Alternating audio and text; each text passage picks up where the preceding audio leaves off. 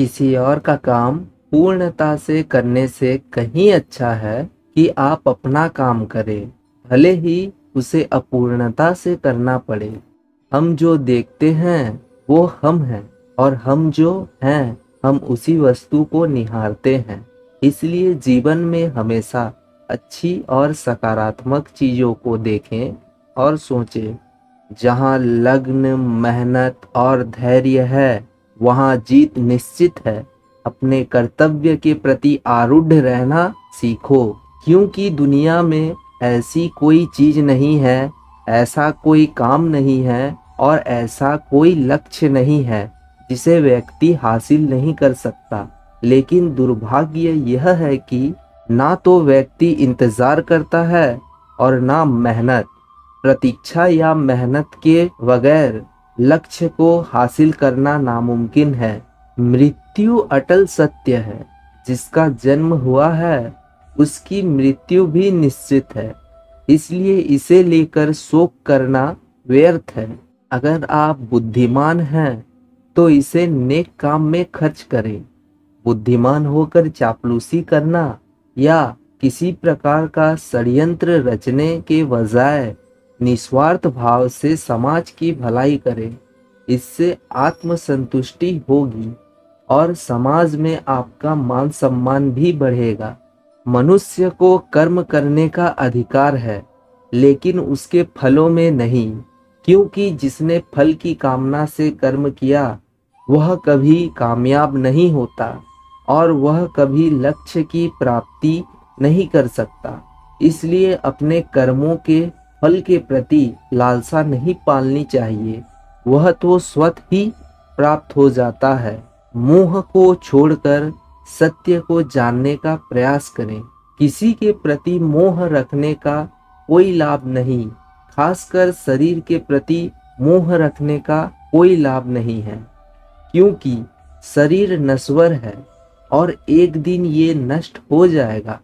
इसलिए मोह का त्याग कर सत्य की खोज में निकलें और समाज व धर्म के प्रति जो बेहतर हो उसे करें। व्यक्ति में वासना, गुस्सा और लालच, ये 3 प्रकार के अवगुण हैं जो सीधे नरक के द्वार पर ले जाते हैं। इसलिए इसका त्याग करें। इन अवगुण का त्याग कर आप सुखी जीवन को व्यतीत कर सकते हैं। कर्म मुझे बांधता नहीं, क्योंकि मुझे कर्म के प्रतिफल की कोई इच्छा नहीं। श्री कृष्ण कहते हैं, कुछ लोगों में बिना वजह संदेह या शक करने की आदत होती है। ऐसे लोग कभी खुश नहीं रह पाते हैं। साथ ही इस आदत से रिश्तों में प्यार और भरोसा दोनों ही खत्म हो जाते हैं। इसलिए बिना वजह संदेह करने की आदत का आज ही त्याग कर दे। माफ बार बार करो, मगर भरोसा सिर्फ एक बार। गिराने वालों को हमेशा दिल से धन्यवाद दो, क्योंकि उन्होंने ही आपको संभलना सिखाया।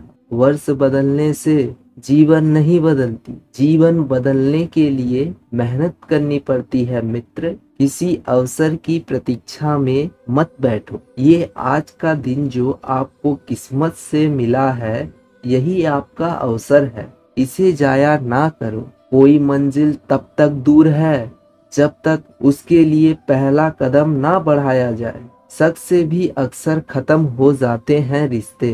कसूर हर बार गलतियों का नहीं होता। शक की बीमारी जिसके अंदर है, उसके पास दुखों का समंदर है।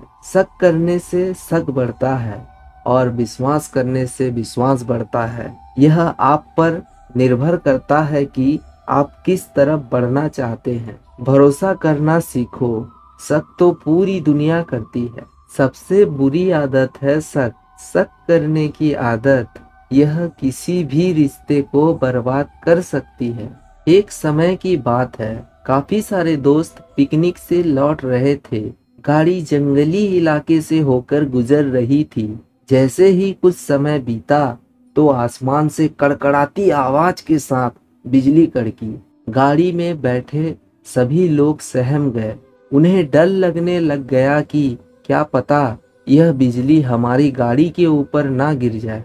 थोड़ी देर रुक करके ड्राइवर ने गाड़ी को वापस आगे बढ़ाया, लेकिन कुछ देर बाद वापस से यही घटना घटी। कड़ाके की आवाज के साथ एक बार फिर बिजली कड़की।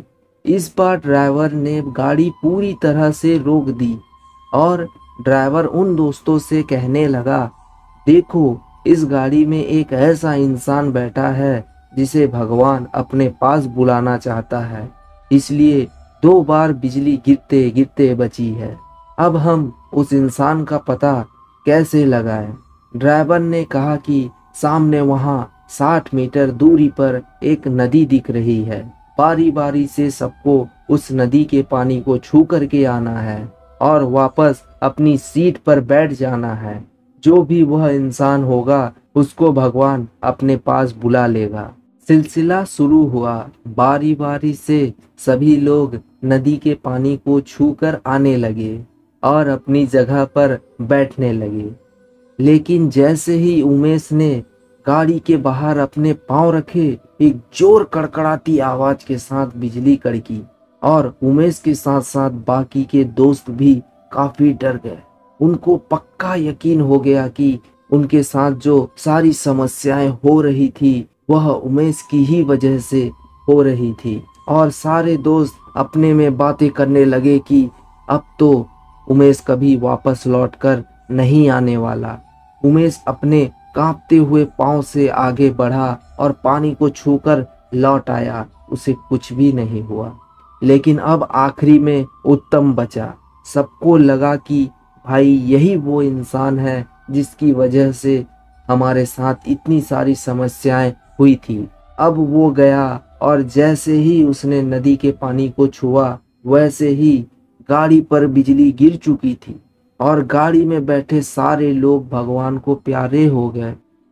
गाड़ी वाला और वह सभी दोस्त यही सोच रहे थे कि सिर्फ उत्तम की ही वजह से हमारी जान को खतरा है, जबकि उत्तम की ही वजह से उनकी जान बची हुई थी। यानी कि वही एक लड़का था जिसने इतने अच्छे कर्म किए हुए थे जिसकी वजह से सारे बाकी बचे हुए थे।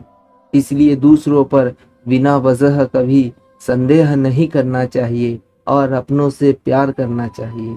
दोस्तों, इस वीडियो में बस इतना ही। मिलते हैं अगले वीडियो में। अपना ख्याल रखिएगा। जय श्री कृष्ण।